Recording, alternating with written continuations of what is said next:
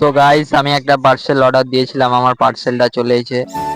Unboxing করছি। তো guys এটা মেসোতে অর্ডার দিয়েছিলাম মাইক্রোফোন। মাইক্রোফোন দিয়ে আমি ভয়েস দিচ্ছি। তো গাইস ভয়েসটা কেমন আসছে বলবে। তো গাইস আমি সিঙ্গেলটা অর্ডার দিয়েছিলাম, তাই 321 টাকা পড়েছে।